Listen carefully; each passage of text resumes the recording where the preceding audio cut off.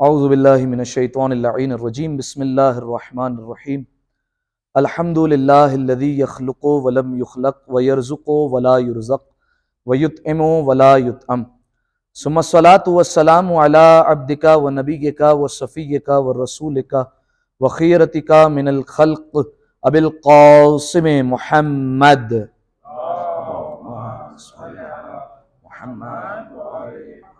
वअला अहले बैतिहि त्वय्यबीन अत्ताहिरीन अल-माअसूमीन अल-मज़लूमीन सय्यमा इब्नु अम्मिही अलीयुन अलैहिस्सलाम व हुवा अन-नबउल अज़ीम वस्सिरातुल मुस्तक़ीम वल कुरआनुल कलीम व हुवा सिद्दीकुल अकबर वल फारूकुल अअज़म व हब्लुल्लाहिल मतीन व इमामुल मुस्लिमीन व वसिय्यु रसूल रब्बिल आलमीन वल्लअनतुद दाइमतु अला अअदाइहिम अजमईन अम्मा बअदु फ़क़द क़ालल्लाहु सुब्हानहु व तआला फ़ी मुहकमि किताबिहिल मुबीन बिस्मिल्लाहिर रहमानिर रहीम वलिल्लाहि अलन्नासि हिज्जुल बैति मन इस्तताअ इलैहि सबीला वमन कफ़रा फ़इन्नल्लाहा गनिय्युन अनिल आलमीन सल्लल्लाहु अला मुहम्मद व आलि मुहम्मद अल्लाहुम्मा सल्लि अला मुहम्मद। सामीन मोहतरम अज़ीज़ान गिरामी क़द्र, इब्तिदाई में वो तमाम अफराद लायक मुबारकबाद हैं जिन्हें परवरदिगार आलम ने इस साल हज बैतुल्लाह की सआदत नसीब फरमाई और इस महीने के सदक़े 8वें इमाम की विलादत जिस महीने में है, शहदादी मासूमा कुम सलामुल्लाह अलैहा के सदक़े परवरदिगार आलम से दुआ भी करते हैं कि परवरदिगार आलम हम सबको जल्द अज जल्द हज बैतुल्लाह की सआदत नसीब फरमाए। सामीन मोहतरम, इससे पहले कि बाकायदा हमारी बात का आगाज़ हो, मैं एक दो बातों की वजाहत कर देना चाहता हूँ। सबसे पहली बात तो ये कि हमारे पास जो इस क्लास के लिए टाइम पीरियड है वो इंतहाई कम है। हमारे पास आप जानते हैं 4 दिन है और 4 दिन में भी जो हमारी क्लासेस होंगी वो तकरीबन एक एक घंटे के वक्फे से होगी या एक एक घंटे का जो है वो उसमें टाइम पीरियड होगा, जो कि यकीनन जो है वो बहुत कम टाइम है। इसमें मुकम्मल मसाइल डिस्कस नहीं हो सकेंगे, हज के तमाम तर मसाइल आपके सामने बयान नहीं हो पाएंगे। शॉर्ट टाइम पीरियड मैंने इसलिए कहा क्योंकि अगर आपका वास्ता पड़ा हो कभी हज की क्लासेस से, या बिलफर्ज अगर आपका कोई रिश्तेदार जो कभी हज पर गया हो और उसने हज की क्लासेस अटेंड की हो, तो आप उनसे पूछिएगा कि कितनी जो है वो हज क्लासेस होती हैं और कितने टाइम की होती हैं, यानी कितना जो है वो उसका ड्यूरेशन होता है, कितने से घंटे लगते हैं, उसमें क्या ड्यूरेशन होता है, वो आपको बताएंगे कि 5 से 6 क्लासेस तो लाजमी है जिसमें तमाम तर मसाइल डिस्कस होते हैं और टाइम पीरियड जो होता है वो कम से कम 2 से 3 घंटे एक क्लास में होता है, तब जाकर सारे मसाइल भी डिस्कस नहीं होते। उसमें भी हज में जाकर जिसमें दरमियान में टाइम मिलता है वहां जाकर क्लासेस होती हैं, तब जाकर मुकम्मल मसाइल जो है वो बयान किए जाते हैं। लिहाजा ये बात तो पहले ही आपके सामने वाजे कर दी कि तमाम तर मसाइल बयान नहीं हो सकेंगे। लिहाजा आप जब वहां पर जाएं तो यकीनन किसी ना किसी आलिम से राब्ते में रहिएगा, या जो है वो अगर आपके साथ कोई आलिम है तो उनके साथ कांटेक्ट में रहिएगा, तभी जो है वो आप अपना हज मुकम्मल कर सकेंगे, वरना आपका हज मुकम्मल नहीं हो सकेगा। क्योंकि हज के मसाइल इतने डिटेल्ड हैं कि छोटी सी छोटी मिस्टेक भी पूरा हज बातिल कर देगी। सही है, एक बात। दूसरी बात यह है कि हो सकता है आप थोड़ा सा हैरान हो कि मैंने अब तक जो है वो हज नहीं किया हुआ। सही है, मैं हज पर नहीं गया हूं क्योंकि मेरे ऊपर वाजिब ही नहीं हज, लिहाजा मैं अब तक हज पर नहीं गया हूं। अगर मैं जाता और वहां पर हज किया होता तो मेरा एक एक्सपीरियंस अलग होता और ये क्लास का माहौल एक अलग होता, मेरे बताने का अंदाज एक अलग होता। तो मौलाना साहब, जब आपको पता नहीं है तो आप हमें सिखाएंगे कैसे और किस तरीके से आप बयान कर रहे हैं? तो उसका सीधा सीधा जो है वो जवाब यही है कि मेरे असातीज़ जितने उनसे इस्तेफादा किए, मौलाना दाऊदानी है, उनकी किताब है हज कैसे करें, मौलाना सादिक हसन साहब हैं, उनकी किताब है मनासिक हज, इसी तरीके से आगा रूहानी साहब हैं, उनके लेक्चर्स पढ़े हुए हैं, और जो है वो तमाम तर चीज़ों से इस्तेफादा करते हुए फिर मैं आपके सामने बयान कर रहा हूँ। ठीक है, तो ये दोनों बातें आपकी खिदमत में पहले ही वाजे कर दी। पहली बात, मैंने हज नहीं किया। दूसरी बात, सारे मसाइल जो है वो आप तक नहीं पहुंच सकेंगे। कोशिश करूंगा कि ज़्यादा से ज़्यादा मसाइल कवर अप हो जाए, लेकिन फिर भी सारे बयान होना मुश्किल है। सही है, अगर फिर टाइम बचा तो इंशाल्लाह क्लासेस मजीद बढ़ा लेंगे और कोशिश करेंगे कि आप तक बातें पहुंच जाए। ये बातें वाजे हो गई तो एक दुआ सलवात पढ़ दे मिलकर बावाज़ बुलंद, अल्लाहुम्मा सल्लि अला मुहम्मद व आले। आइए सामीन मोहतरम, अब मैंने आपके सामने एक ये आयत लिखी है सूरह आले इमरान, आयत का निशान है 97। इसमें परवरदिगार आलम ने हज की जानिब हुक्म दिया है। आयत क्या है? वलिल्लाहि अलन्नासि हिज्जुल बैति मन इस्तताअ इलैहि सबीला, कि वो लोग जिनको परवरदिगार आलम की तरफ से इस्तिताअत मिल गई है, यानी कुदरत रखते हैं अब हज करने की, तो उन पर हक है परवरदिगार आलम का कि वो हज पर जाए और उसके घर का कस्द करें, वहां जाकर हज करें। ये लोगों पर अल्लाह का हक है, यानी उन पर वाजिब है कि उनको हज अंजाम देना है। वमन कफरा फइन्नल्लाह गनियुन अनिल आलमीन, और जो शख्स इस्तिताअत रखने के बावजूद हज पर नहीं जाता, इस्तिताअत है, कुदरत है, सब कुछ है, फिर भी हज पर नहीं जा रहा, तो फिर अल्लाह का दो टोक फैसला, फइन्नल्लाह गनियुन अनिल आलमीन, अल्लाह तो तमाम तर आलमीन से बेनियाज है, अल्लाह को तुम्हारे एक हज की क्या जरूरत रह गई। सही है, जब अल्लाह को हमारी नमाजों की परवाह नहीं, जब अल्लाह को हमारे रोजे की फिक्र नहीं, तो अल्लाह हमारे एक हज के पीछे हमारे तक क्यों आएगा। बस परवरदिगार आलम पर हमारा जो है वो हक है कि हम उसके हज जाएं। अब मैं जो है वो आपके सामने एक मिसाल रखता हूं ताकि बात मजीद वाज़ेह हो जाए। देखिए, बिल फर्ज, आप फर्ज करें, एक मिसाल दे रहा हूं, आज के ज़माने में अगर आप रात को आराम करते हैं और सुबह उठते हैं और जैसे ही घर का दरवाज़ा खोलते हैं तो आपके घर के बाहर बिलफर्ज एक कार्टन पड़ा होता है बहुत बड़ा। आप जब उस कार्टन को खोलते हैं तो उसमें बहुत सारी फाइलें, बहुत सारे कागजात, बहुत सारी चाबियां, ये सारी चीज़ें पड़ी होती है और साथ में एक खत होता है, एक लेटर होता है। जब आपने उसको खोल कर पढ़ा तो उसमें लिखा हुआ था, अच्छा मिसाल दे रहा हूँ, ठीक है, मैं आपका दोस्त हूँ, मैं आपका रफ़ीक हूँ, मैं आपको बड़ा पसंद करता हूँ, इसलिए ये सारी चीज़ें मैं आपके नाम करता हूँ। आपने जब कागजात उठाए तो उसमें रनिंग फैक्ट्रीज के जो है वो बिलफर्ज पेपर्स थे, ये सारी फैक्ट्रियां मैंने आपको दे दी हैं। बिलफर्ज ये तमाम तर घर के कागजात मैंने आपके हवाले कर दिए, आज से ये घर आपके हो गए। ये जितनी चाबियां देख रहे हो ये एक ना एक घर की है, किसी ना किसी गाड़ी की है, ये सब मैंने आपको दे दिया। सही है, तो आप सबसे पहला क्या काम करेंगे? सबसे पहले आप कैलेंडर देखेंगे, कहीं 1 अप्रैल तो नहीं है, किसी ने हमें जो है वो मामू तो नहीं बना दिया है हमारी जबान में। तो सबसे पहला आप काम जाकर ये करेंगे कि कोई जो है वो हमें बेवकूफ ना बना रहा हो।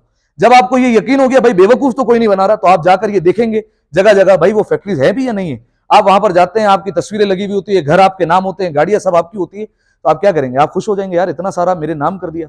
आप जो है वो बिलफर्ज उस पैसों के जरिए से, उन फैक्ट्रीज के जरिए से कारोबार करते हैं और एक बहुत बड़े बिजनेसमैन बन जाते हैं। 50-60 साल बाद आपका इंटरव्यू होता है और आपसे पूछा जाता है कि ये सब कैसे हुआ, आप कैसे बिजनेसमैन बन गए? तो आप सारी कहानी बताते हैं, भाई ऐसा ऐसा हुआ था, मुझे तो कुछ आता भी नहीं था, घर के बाहर एक कार्टन पड़ा था, मैंने उठाया, इतना सब कुछ मिल गया मुझे। तो उसके बाद उन्होंने पूछा, आप भी कोई ख्वाहिश है? इंसानियत का तकाजा यह है कि एक ख्वाहिश तो आपकी होनी चाहिए। वो क्या है? कि भाई जो मेरा मोहसिन है, जो एहसान करने वाला है, वो पता तो चले है कौन। उसने ना अपना नाम बताया, बस लेटर में ये सब लिख दिया कि आपका है, उसने कुछ भी नहीं बताया, सब कुछ मुझे दे दिया, पता तो चले मेरा मोहसिन है कौन, एहसान करने वाला था कौन। अब आप इस मिसाल को इस आयत पर लेकर आइए। बिलफर्ज आप फर्ज कीजिए ये जो कार्टन था घर के बाहर, ये आपका अपना वजूद था। परवरदिगार आलम ने आपको 2 हाथ दिए, 2 पैर दिए, 2 आंखें दी, 2 कान दिए, गुर्दे सलामत दिए, दिल दिया, दिमाग दिया, अक्ल दी, ये सब कुछ दिया। इसके अलावा ईमान की दौलत दी और सबसे बढ़कर अहले बैत अलैहिस्सलाम का दर दे दिया। सही है, अहले बैत अलैहिस्सलाम का दरवाजा दे दिया। जब आप घर में पैदा हुए तो अली अली की सदा थी, हुसैन हुसैन का मातम था, इससे बढ़कर कोई दौलत नहीं हो सकती। अब हक बनता है, अल्लाह का हक है कि आप उसके घर जाएं, हज अदा करें, जिल्लत और इनकिसारी के साथ आप जाकर वहां पर इकरार करें, हमारा कुछ भी नहीं है, जो दिया है तूने दिया है, हमारा अपना जाती कुछ भी नहीं था, तूने वजूद बख्शा, तूने गिजा का बंदोबस्त किया, तूने तरबियत की, जो है मकाम वो सब का सब तेरा दिया हुआ है, हमारा कुछ भी नहीं है। लिहाजा हक बनता है कि जब हमें सब कुछ पता है कि ये सब परवरदिगार आलम का दिया हुआ है, तो फिर ये परवरदिगार आलम का हक है कि हम उसके घर जाएं और फिर जाकर उसका हज करें। और फिर भी नहीं करते इस्तिताअत होने के बावजूद, फ़इन्नल्लाह गनियुन अनिल आलमीन, अल्लाह सारे आलमीन से बेनियाज है, अल्लाह को तुम्हारे हज की जरूरत नहीं, तुम्हें जरूरत है कि तुम उसके हज पर जाओ, उसे जरूरत नहीं है। और एक हदीस भी मैंने शब जुमा की मजलिस में पढ़ी थी, इसकी अहमियत के लिए मैं जो है वो दोबारा पढ़ देता हूँ। वो हदीस क्या थी कि अगर कोई शख्स बिलफर्ज जिस पर हज वाजिब हो जाता है, सही बता दिया था इस्तिताअत किसे कहते हैं, क्या क्या चीजें जरूरी थी इस्तिताअत में, कोई बता सकता है? हज पर जाने का खर्चा, बिलफर्ज ये जो काफिला जा रहा है मेरे ख्याल से $7,500, ठीक है, $7,500 आपकी जेब में पड़े हुए, सही है। दूसरा और क्या चीज होनी चाहिए? 1 साल का नहीं भाई, ये पुराना जमाना नहीं है रसूलुल्लाह का, जब तक 1 साल तक जो है वो हो नहीं। आप हज पर जा रहे हैं, हज से वापस आ रहे हैं, ये जो ड्यूरेशन है, इतना जो है वो आपकी फैमिली के लिए पीछे नानो नफका होना चाहिए, बस, ठीक है। और क्या चीज होनी चाहिए?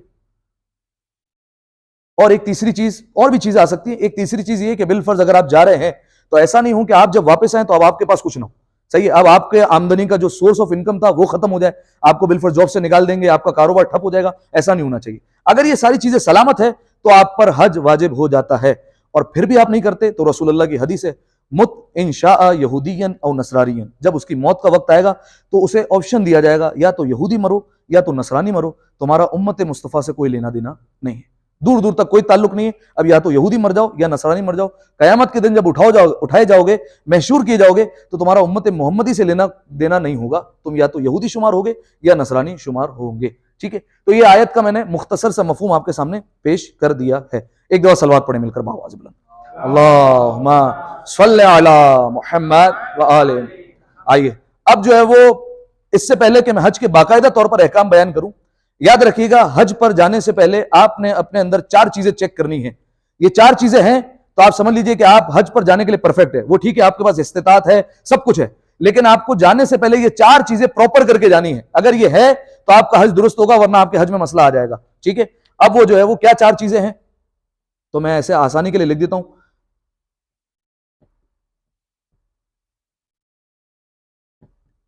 खुद चेक करना है भाई अपने आप को। आपको सबसे पहली चीज वो है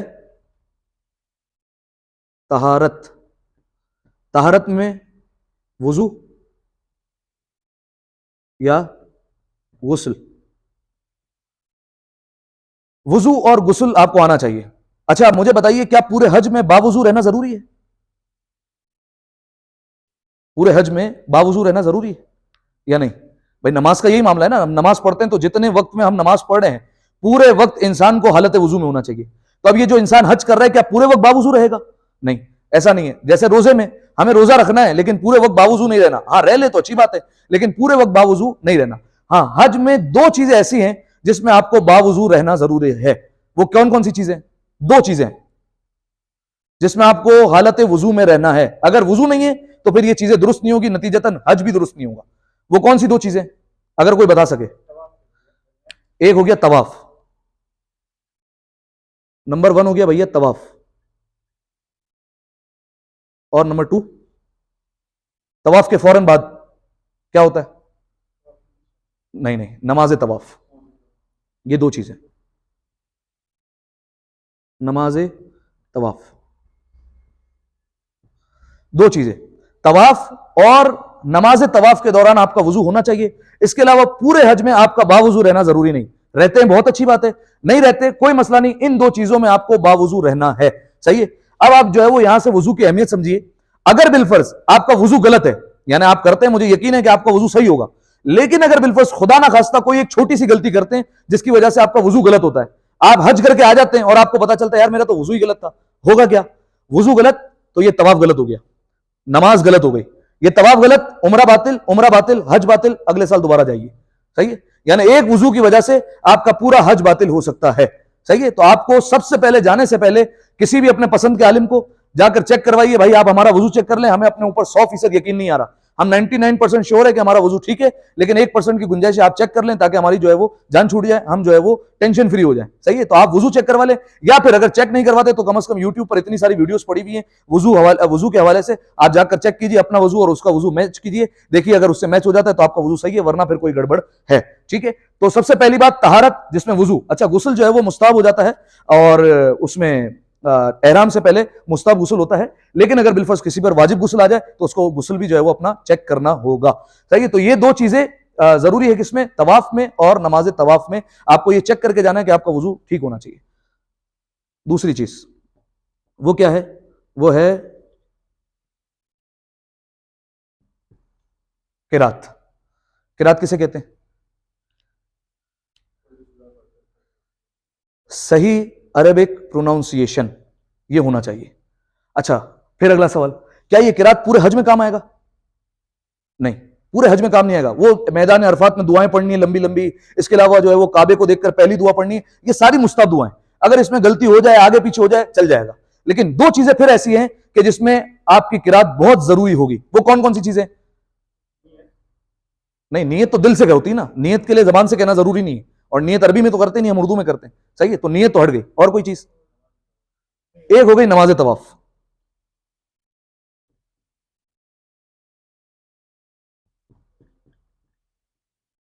नमाज तवाफ। एक और चीज है तकबीर, वो तो नमाज के अंदर ही आ गई ना। तलबी, उसे तलबी कहते हैं, तलबी। सही है, या तलबिया। ये 2 चीजें, इसमें आपकी किरात बिल्कुल ठीक होनी चाहिए।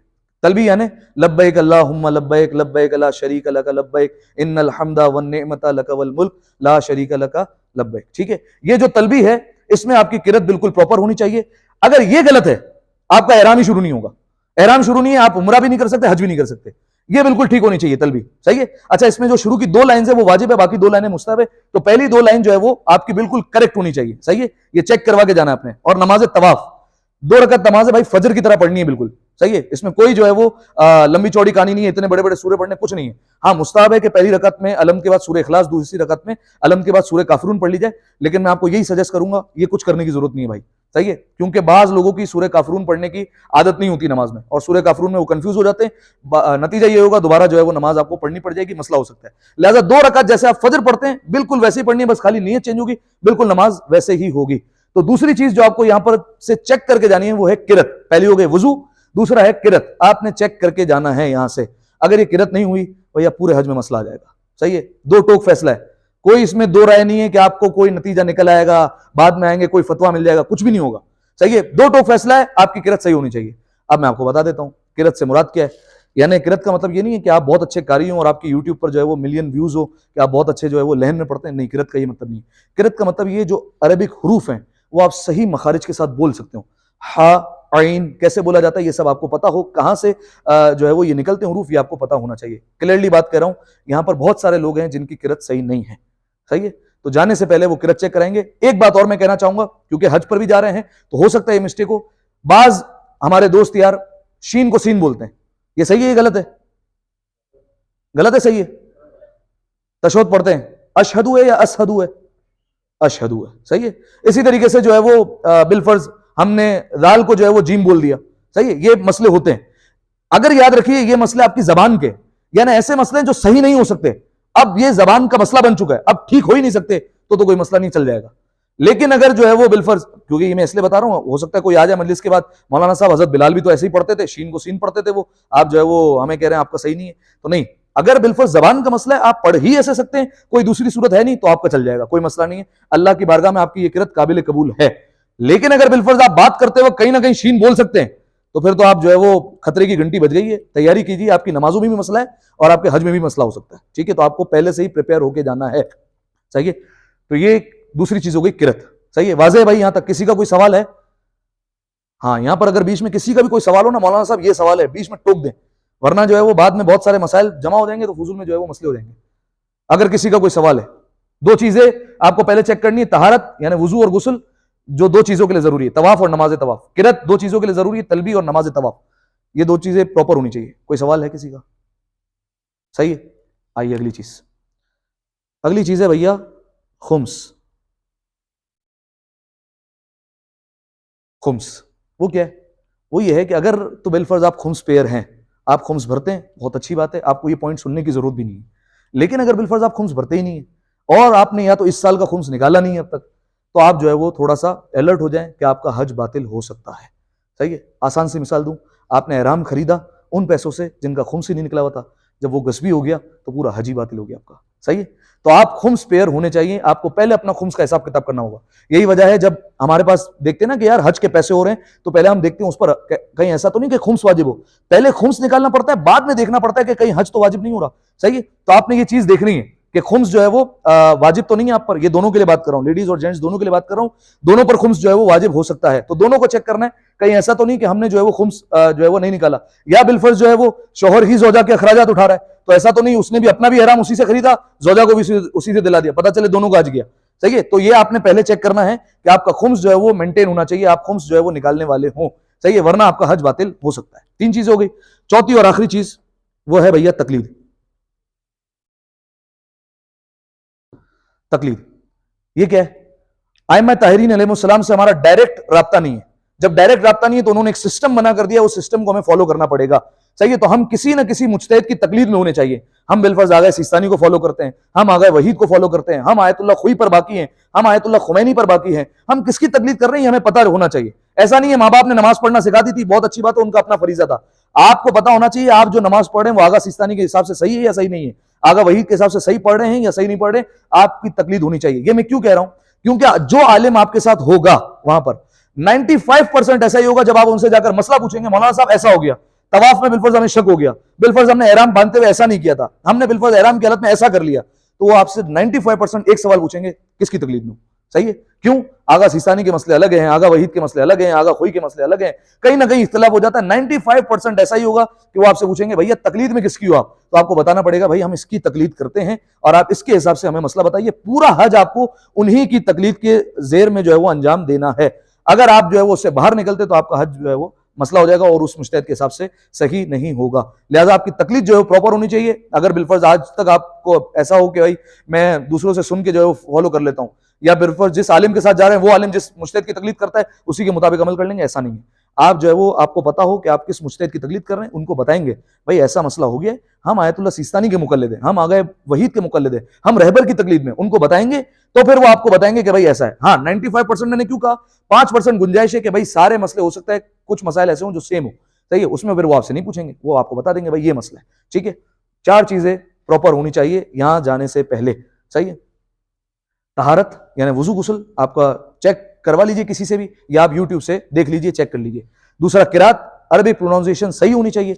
तीसरी चीज खुम्स आपने पे कर दिया हो, वरना आपका हज बातिल हो सकता है।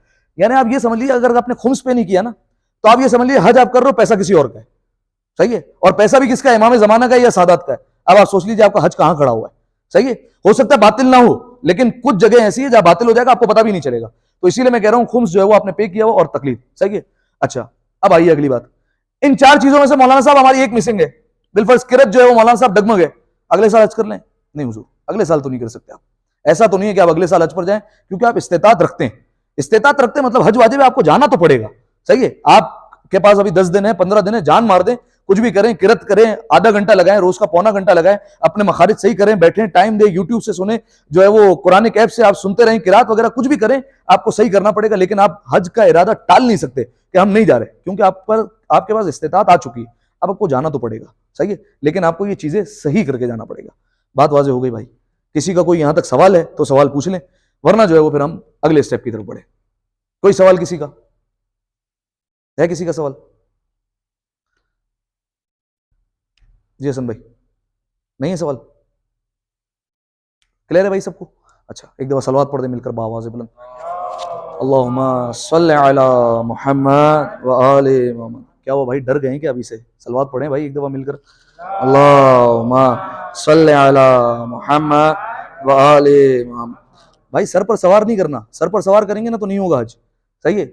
और आप तैयार होकर जाना है कि भाई मसाइल हमने सीख लिए, उसके बाद हज करना है।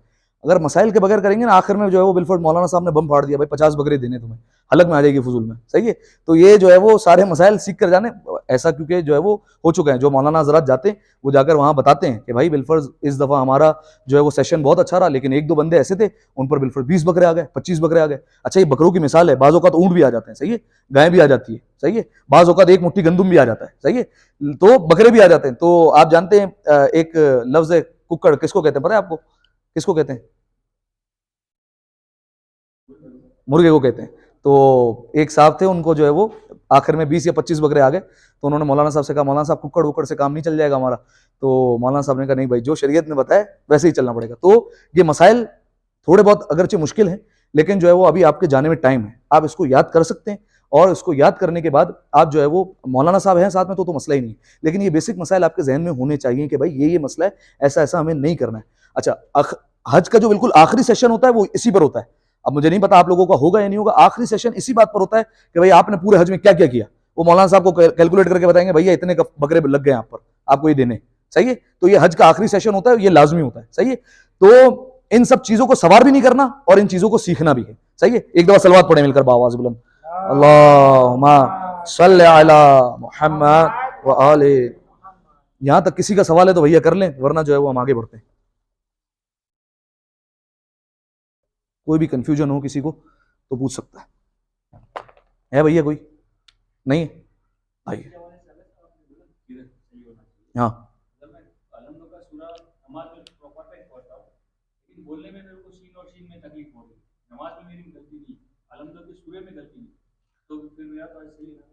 अलहम्द के सूरे में नहीं, पूरी नमाज, 2 रकत जो नमाज होती है, 2 रकत नमाज में सब है। अगर वो बिल्कुल आपकी सही है, आप किसी आलिम को चेक करवाते हैं, वो बिल्कुल स्टैंप लगा देते भाई सही पढ़ो, तो कोई मसला नहीं, सही। शीन का मसला है उसमें भाई, कहाँ पूरी नमाज में खाली अशहदु बोलना है ना, और क्या करना है भाई, थोड़ा सा वहां पर रुक के कोशिश करके अशहदु बोलना है, और क्या करना है, सही है। उसमें बस कोशिश कर लें और कोई मसला ही नहीं है, सही है। इस पर जो है वो ये नहीं करना भाई हमारी तो सारी नमाजें गई, ऐसा नहीं है भाई। आपको बस पहले से किसी से चेक करवानी है, और वहां पर जब 2 रकत नमाज तवाफ पढ़ेंगे तो आपको ये ख्याल रखना है कि भाई इसमें मेरा हर्फ में प्रॉब्लम होता है, ये मुझे सही करना है, बिल्कुल हा में प्रॉब्लम है, आइन में प्रॉब्लम है, ये मुझे रुक कर सही बोलना है, बस खत्म हो गई बात, ठीक है। यहां तक बात वाज़ेह? हाँ भाई, अगली बात, अब जो है वो मसाइल जो है वो बाकायदा यहां से शुरू होंगे। हज आप कर रहे हैं, सबसे पहले आपके लिए यह वाज़ेह होना चाहिए कि आप हज कौन सा कर रहे हैं। सही है? आया आपका हज वाजिब है, या फिर आपका हज मुस्तहब है, या फिर हज बदल है, या फिर हज एहतियाती है। अच्छा, इसमें घबराने की बात नहीं है, चारों का तरीका एक ही है, सिर्फ नीयत बदलेगी कि मेरा हज वाजिब है या मुस्तहब है या बदल है या एहतियाती है। सही है? वाजिब हज किसे कहते हैं? किसे कहते हैं वाजिब हज? हाँ, नहीं, जिलहज में तो मुस्तहब भी हो सकता है। फर्स्ट टाइम, पहली दफा आप जा रहे हैं जिंदगी में, ये है आपका हज वाजिब। इसको आप कहेंगे भाई अब मैंने इस्तिताअत हासिल कर ली है, अब मुझ पर हज पर जाना वाजिब है, ये आपका कहलाएगा हज वाजिब। सही है? मुस्तहब कौन सा होता है? पहले जा चुके हो आप, अब दोबारा आप सवाब के लिए जा रहे हैं, तो ये आपका कहलाएगा हज मुस्तहब। आप पर वाजिब नहीं है, आपका वाजिब जिंदगी में एक बार था, वो उतर गया, अब आपके पास जो है वो ये हज क्या है? मुस्तहब है। सही है? तीसरा हज है वो है बदल, ये किसे कहते हैं? हाँ, बिलफर्ज कुछ सिचुएशंस ऐसी हैं, बहुत ज्यादा ज़ईफ हैं, जा ही नहीं सकते, तो आपने जो है वो नयाबत में किसी को बना दिया, मेरे बदले में ये जा रहा है। या बिलफर्ज जो है वो खुदा ना खास्ता किसी के वालिद दुनिया से चले गए, उन पर हज वाजिब था, उन्होंने कहा भाई अब वालिद तो जा नहीं सकते, तो अब जो है वो हम किसी को नायब बना रहे हैं, और ये हमारे वालिद के बदले में जाकर हज वहां पर कर लेगा। सही है? इसको कहते हैं हज बदल। और हज एहतियाती उसको कहते हैं कि बिलफर्ज एक बंदा हज पर जा चुका, लेकिन अब जब आया तो अब लोगों ने इतने मसाइल बताए, उसको शक पैदा हो गया कि यार पता नहीं हज किया वो सही किया या नहीं किया। सही, अब वैसे है उसका सही, लेकिन फिर बिलफर्ज बहुत ज्यादा शक हो रहा है, और बिलफर्ज अल्लाह ने उसे दिया है, अब वो अगले साल जो हज कर रहा है वो हज एहतियाती कहलाएगा। भाई प्रिकॉशन के तौर पर कर रहा हूं, जो है वो गलतियां जो हो गई उसको मैं सही करने के लिए कर रहा हूं। सही है? चारों का तरीका एक ही है, नीयत बदलेगी, वाजिब हज है, मुस्ताहब हज है, बदल है, या फिर एहतियाती है। बात वाज़ेह है यहां तक? सही है? तो आप सबका कौन सा हज है भाई, जो जो जा रहे हैं? हज वाजिब है। हज वाजिब है, पक्की बात है, हज वाजिब है, यानी सब जो है वो पहली दफा के हाजी हैं, माशाल्लाह। अच्छा, अब आपने जो है वो भाई सेलेक्ट कर लिया, हम जा रहे हैं भैया हज वाजिब पर। अच्छा, हज वाजिब अब कितने तरीकों से हो सकता है? ये सारे हज कितने तरीकों से हो सकते हैं? इनके तीन तरीके हैं। सही है? नंबर एक भैया, वो कहलाता है हज इफराद, एक कहलाता है हज किरान, एक कहलाता है हज तमत्तु।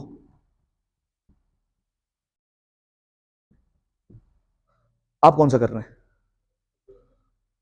पक्की बात है, इफराद और किरान नहीं कर सकते? कर ही नहीं सकते? हाँ, क्यों? जमाने में नहीं? बिल्कुल है, जमाने में करते हैं लोग। हज इफराद भी होता है, हज किरान भी होता है। देखिए, हज इफराद में ही होता है कुर्बानी आप साथ नहीं लेके जाते, हज किरान में ही होता है आप कुर्बानी साथ लेकर जाते हैं। यानी पुराना जमाना ऐसा है, हो सकता है आपको वीडियोस मिल जाए, बंदे तवाफ कर रहे हैं, पीछे उनको ऊंट भी तवाफ कर रहा है। सही है? ऐसा भी होता था। सही है? तो हज किरान इसको कहते हैं। हज तमत्तो जो आप करने वाले, जो आप कह रहे हैं, तो आप हज इफराद और किरान क्यों नहीं कर सकते? पुराना जमाना नहीं, इस जमाने में भी होता है, लेकिन आप क्यों नहीं कर सकते?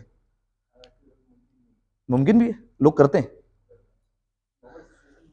ये दोनों भैया हमारे लिए है ही नहीं, ये है उन लोगों के लिए जो मक्का से 88 किलोमीटर के अंदर अंदर रहते हो भाई, 88 किलोमीटर के अंदर, 16 फरसख के अंदर आते हो, तो ये जो है वो हज इनमें से कोई एक करेंगे। सही है? कुर्बानी लेकर गए तो हज किरान, कुर्बानी लेकर नहीं गए तो हज इफराद।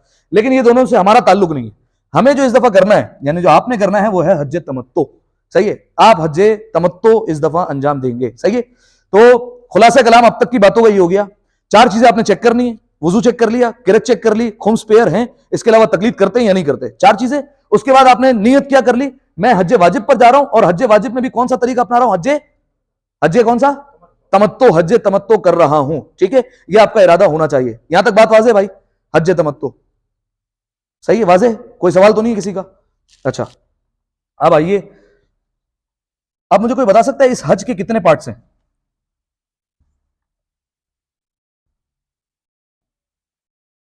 हाँ भाई, हाँ बताएं बताएं, समीर भाई बताएं यार। अच्छा, पहली दफा जा रहे हैं ना अभी? चार है? नहीं, दो है। सही है?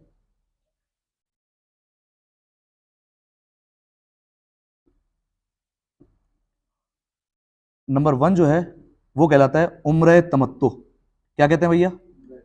उम्र तमत्तु। और दूसरा पार्ट जो कहलाता है वो कहलाता है हज तमत्तु।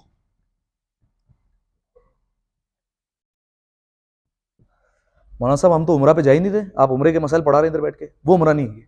उम्रा जो रजब में जाते हैं, शाबान में जाते हैं, वो कहलाते हैं उम्र मुफरदा। सही है, ये वो नहीं है, ये है उम्र तमत्तो। सही है, और इसका दूसरा पार्ट है वो है हज तमत्तो। उम्र तमत्तो इतनी ज्यादा देर का नहीं होता। सही है, यानी ये ज्यादा से ज्यादा जो होता है वो आप समझ लें, अगर आपको वहां पर रश नहीं मिला, आप 2-2.5 घंटे में फारिग हो जाएंगे। उम्र तमत्तो आपका निमट जाएगा 2-2.5 घंटे में। अब डायरेक्ट 8 जिले को आपको हज की तैयारी करनी है। सही है, और हज तमत्तो इसमें जो है वो टाइम लगता है। सही है, तो ये जो है वो हज का पहला पार्ट है और ये है दूसरा पार्ट। ये छोटा हिस्सा है, ये बड़ा हिस्सा है। ये दोनों जब हिस्से मिलते हैं, जब ये दोनों मिलेंगे, तब जाकर ये बनेगा हज इस्लाम। ठीक है, तब कहा जाएगा हाँ भाई अब आपका हज मुकम्मल हो गया। अगर आप सिर्फ ये करके आ गए तो आपका हज पूरा हो गया? नहीं। इसको छोड़ दिया आपने, इसको कर लिया तो हो गया? नहीं। दोनों मिलेंगे तब जाकर बनेगा हज इस्लाम के। हाँ भाई अब आपने हज जो है वो पूरा कर लिया। सही है, आपका हज यहां पर आकर कंप्लीट हो गया। अच्छा, कोई बताएगा तमत्तो इसे क्यों कहते हैं? मुश्किल ना हो जाए, तमत्तो किसे कहते हैं, क्यों कहते हैं इसे हज तमत्तो? हज तमत्तो, देखिए तमत्तो का मतलब है मजा। सही है, क्या मजा है भाई इसमें? मौलाना साहब इतनी ख्वारी लग रही है, आप बोल रहे हैं मजा ही इसमें। मजा क्या है मैं बता रहा हूं आपको। उम्र तमत्तो जैसे ही खत्म हुआ, अब एहराम की पाबंदियां हट गई, सिर्फ 1-2 चीजें होंगी, तो अब आप जो है वो ज़ियारत पर जाएं, इधर उधर जाएं, घूम सकते हैं, सब कुछ कर सकते हैं, तो यानी आपके गोया मजे हो गए। ठीक है, हज तमत्तो खत्म हुआ, जहां पर आपकी एहराम की पाबंदियां खत्म हो गई, अब वो सारी चीजें जो एहराम की हालत में हराम थी, अब वो सारे कर सकते हैं, इसलिए इसको कहा जाता है हज तमत्तो या उम्र तमत्तो। सही है, यहां तक कोई सवाल तो नहीं है भाई किसी का? कोई मुश्किल तो नहीं हो रही किसी को? पक्की बात है। तो आपने 4 चीजें चेक करनी है। हज वाजिब कर रहे हैं, हज वाजिब में भी आप कौन सा कर रहे हैं? हज तमत्तो। हज तमत्तो के 2 हिस्से हैं, एक कहलाता है उम्र तमत्तो, एक कहता है हज तमत्तो, और दोनों जब मिलते हैं तो ये कहलाता है हज इस्लाम। कि अब आप जो है वो मुकम्मल आपने हज कर लिया। जब आप पाकिस्तान, इंडिया या लुबुम्बाशी वापस आएंगे तो लोग आपको कहेंगे हाजी साहब आ चुके हैं। सही है, यानी आपने हज पूरा कर लिया। ठीक है, हाजी अकील, हाजी जो है वो बिलफर, ये सारे के सारे आपको अल्फाज दिए जा सकते हैं कि आपने पूरा जो है वो कर लिया है। ठीक है, अच्छा अब आइए, पहला पार्ट ये है उम्र तमत्तो, ये आपने करना है। लेकिन उससे पहले मैं आपको 2-3 इस्तिलाहें बता दूं, 2-3 टर्मिनोलॉजीज हैं जो आपको पता होनी चाहिए, वरना ऐसा नहीं मसाइल बताते हुए आपको मुश्किल हो। सही है, वो क्या क्या है?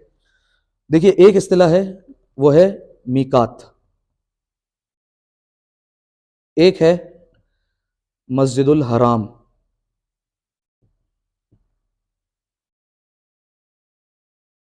एक है हरम। अब कोई मुझे बता दे ये किसको कहते हैं? ये तो मशहूर है भाई, ये बता सकते हैं आप यार। जहां से हम एहराम बांधते हैं उसको मीकात कहते हैं। रसूल अल्लाह ने 5 पॉइंट्स लगाए थे कि भाई अगर मक्का में आ रहे हो तो ऐसे नहीं आ रहे हो, जो भी बाहर का रहने वाला है घुसेगा तो एहराम की हालत में घुसेगा, चाहे आप किसी भी मकसद से जा रहे हो। आप बोले मौलाना साहब कारोबार के लिए गए थे, जिसके लिए भी गए हो, आप घुसोगे एहराम की हालत में घुसोगे, एक दफा तो आपको उम्रा करना पड़ेगा। सही है, इसी तरीके से जो है वो आप किसी एजुकेशन के लिए जा रहे हो, आप पहली दफा जा रहे हैं, आपको जो है वो वहां पर उम्रा करना पड़ेगा, एहराम पहनना पड़ेगा आपको। सही है, तो मीकात वो 5 पॉइंट्स जहां पर रसूल अल्लाह ने पॉइंट किए थे, बिलफर्ज जो है वो मस्जिद शजरा है, जोफा है, और जो 5 पॉइंट्स है, यहां से आप आगे नहीं जाओगे, यहां से आप एहराम पहनोगे फिर अंदर आओगे। सही, तो वो 5 पॉइंट से उसको कहते हैं मीकात, जहां से एहराम हमें बांधना है। और मस्जिदुल हराम किसे कहते हैं?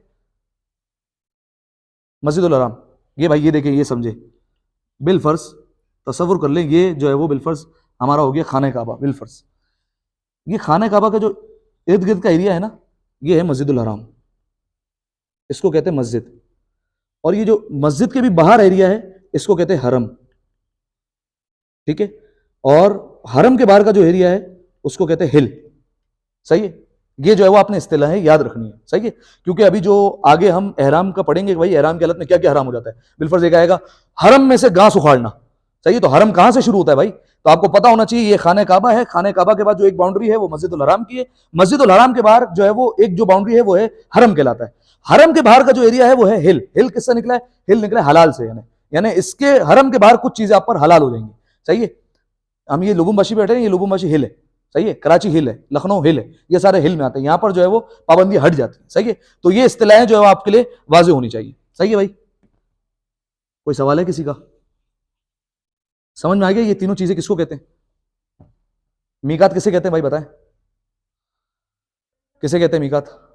जहां से एहराम बांधना है। वो कितनी जगह है जहां से एहराम बांध सकते हैं? 5 जगह हैं। सही है, मस्जिदुल हराम किसे कहते हैं? हाँ, 5 मीकात है भाई, 9 मीकात नहीं, 5 मीकात है। अच्छा, और कोई? मस्जिदुल हराम किसे कहते हैं? जिस मस्जिद के अंदर खाना काबा है उसको कहते हैं मस्जिदुल हराम। सही। और हरम किसको कहते हैं? मस्जिदुल हरम के हराम के जो बाहर है उस एरिया को कहते हैं हरम, और हरम के बाहर जो है वो कहलाता है हिल। ठीक है, यानी जहां पर जो है वो चीजें हलाल हो जाती है। अब आइए, उम्र तमत्तु में क्या क्या चीजें आपने करनी है। सही है, कितना टाइम हो गया भाई? सलवात पढ़े मिलकर एक दफा।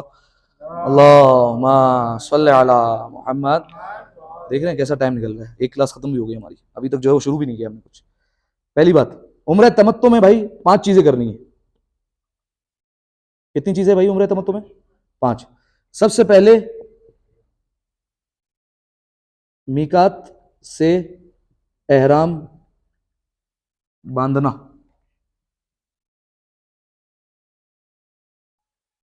दूसरी चीज, दूसरा है तवाफ। तीसरी चीज नमाज तवाफ। चौथी चीज सही। जज़ाकल्लाह। सही किसे कहते हैं? सफा और मरवा के दरमियान जो है वो चक्कर लगाना, 7 चक्कर होते हैं। और पांचवी चीज तकसीर। तकसीर किसे कहते हैं? सही है, ये जो है वो थोड़े से बाल कम करना, कम करना, ये दोनों के लिए। सही है, मर्द और खवातीन दोनों के लिए तकसीर दोनों को करनी है। अच्छा, उम्र तमत्तो में सर मुंडवाना हराम है। आप जो है वो उम्र तमत्तो में पता चले आपने उम्र तमत्तो कर लिया, आपने कहा यार बाल तो काटने चलो भाई, गंजे हो जाते हैं, ताकि जब तक अपने शहर पहुंचे तो थोड़े बहुत बाल वाल तो आ जाए हमारे। ऐसा नहीं कर सकते। सही है, हज जब आपका सेकंड पार्ट मुकम्मल होगा वहां पर जो है वो फिर आप हल्क करवाएंगे, जैसे कहते हैं भाई आप अपना सर मुंडवा सकते हैं। ठीक है। अच्छा, उम्र तमत्तो में ये 5 चीजें हैं। मीकात से एहराम बांधना है सबसे पहले, उसके बाद तवाफ है, फिर नमाज तवाफ है, फिर सही है, और फिर तकसीर है। ये 5 चीजें हो गई, आपका उम्र तमत्तो मुकम्मल हो गया। सही है। अब आपको डायरेक्ट 8 जिलहज को हज करना है बस, यानी जो हज के अहकाम शुरू हो जाएंगे वो 8 जिलहज्जा से शुरू हो जाएंगे। आप जो है वो फारिग हो जाएंगे बीच में। सही है, यानी आपके पास गैप होगा। अब मुझे नहीं पता आप लोग कौन सी तारीख को जा रहे हैं, वहां पर आपका क्या शेड्यूल है मुझे नहीं पता, लेकिन आप लोग गालिबन पहले कहां जा रहे हैं? मक्का जा रहे हैं या मदीना जा रहे हैं? पहले पहले मक्का जाएंगे। अच्छा भाई, पहले आपको जाना है मक्का। यानी आप पता ही क्या करेंगे, आपको मीकात से एहराम बांधना है। देखिए, पाकिस्तान इंडियंस जो हम लोग जाते हैं वो 2 रस्तों से उमूमन जाते हैं। सही है, या तो हम पहले मदीना जाते हैं या हम पहले मक्का जाते हैं। अगर मक्का जाएंगे तो आप जद्दा एयरपोर्ट पे लैंड करेंगे और वहां से आप जाएंगे जोफा। सही है, वो है पहला मीकात, जोफा। ठीक है, यहां से आप एहराम बांधेंगे। और अगर पहले मदीना जाते हैं तो मदीना जो जाएंगे पहले वो एहराम बांधते हैं मस्जिद शजरा से, मस्जिद शजरा। सही है, ये दूसरा मीकात। ये उमूमन जो है वो यही मीकात हमारे यहाँ ज्यादातर यूज होते हैं, एक जोफा एक मस्जिद शजरा। उमूमन ऐसा होता है बास काफिलों में कि काफिला चला गया मदीना, वहां पर सब ज़ियारतें कर ली, रसूलुल्लाह की कब्र की ज़ियारत हो गई, जन्नतुल बकी की ज़ियारत हो गई, सब कुछ कर लिया। उसके बाद जब आप निकल रहे मदीना से तो चलिए भाई मस्जिद शजरा से एहराम बांधे, अब हम जाएंगे मक्का और अपना उम्रा और हज करेंगे वहां जाकर। लेकिन बाज ऐसे होते कि नहीं, पहले हम जाएंगे जो है वो मक्का, और वहां से फिर जब फ्री हो जाएंगे फिर हम मदीना जाएंगे। ठीक है, तो गालिबन आप लोगों को ऐसा ही है कि जब सब कुछ हो जाएगा तो फिर आप लोग मदीना जाएंगे। तो पहले आप जो है वो जद्दा एयरपोर्ट पे जैसे उतरेंगे तो आप जो है वो जितना भी किलोमीटर है, 4-5 किलोमीटर जो भी है, आपको सफर करके जाना है सबसे पहले जोफा। वहां जाकर आप अपना एहराम बांधेंगे। सही है। अच्छा, क्या करना है? शुरू करना नहीं करना? 9 बज गए, कल करें? चलें भाई। अच्छा, 4 दिन में बमुश्किल ये उम्र तमत्तो हमारा पूरा होगा। सही है। हज तमत्तो या तो हमें क्लासें बढ़ानी पड़ेंगी, या आप वहां जाकर जो आपका आलिम होगा उसको बोले भाई अभी जो हम उम्र तमत्तो से फ्री हो गए तो दरमियान में आप हमारी क्लासेस लें और हमें जो है वो हज तमत्तो का प्रैक्टिकल बताएं। सही है। अभी हमारे पास जो है वो टाइम बहुत कम था, वरना जो है वो हम प्रेजेंटेशन बाकायदा तौर पर पावर पॉइंट पे बना लेते, तस्वीरें वगैरह लगाते, बहुत आसान हो जाता, लेकिन एंड में पता चला। इसलिए जो है वो इतनी मुश्किल हो रही है बोर्ड पर लिखना और ये सब। लेकिन अगर जो है वो बिलफर्ज पहले पता चल जाता, ये प्रेजेंटेशन वगैरह तैयार हो जाती, क्लासें भी ज्यादा हो जाती, ये हज वगैरह सब कुछ जो है वो निमट जाता। नहीं, गुजराती भाई मुझे नहीं आती ना, मैं कैसे समझाऊंगा भाई? हाँ, मुझे जो है वो समझ नहीं आती। आप में से जिन भाइयों को गुजराती आती है वो इनसे प्रेजेंटेशन ले ले, हो सकता है जो है वो आपको आसानी हो जाए।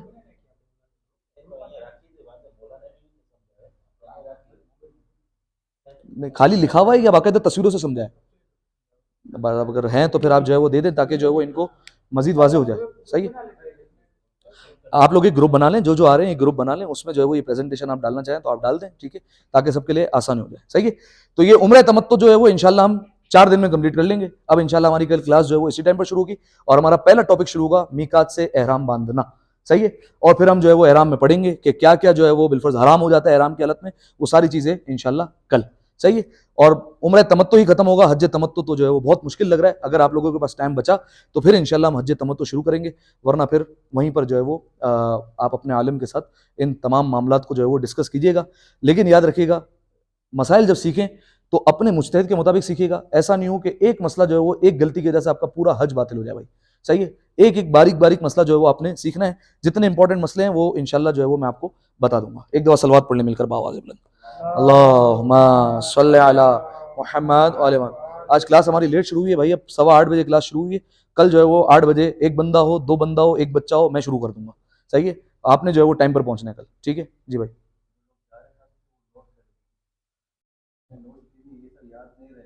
हाँ भाई, ये आप जो है वो जो जा रहे हैं, आप ये नहीं समझिए कि आप आयतुल्ला हैं, सही है। आप जो है वो जब जा रहे हैं तो आपने ये सब लिखना है, सही है। आपने ये सब याद करना है, ठीक है। या ये हसन भाई तस्वीरें खींच रहे हैं, सही है, तो हसन भाई से जो है वो ले लीजिएगा। हो सकता है हसन भाई जो है वो वहाँ पर आपके आलिम बन जाए, आपको जो है वो वहाँ पर सिखाते रहे भाई ऐसे करना है ऐसे करना है, ठीक है। चलें एक दो सलवात पढ़े मिलकर बावाज़ बुलंद।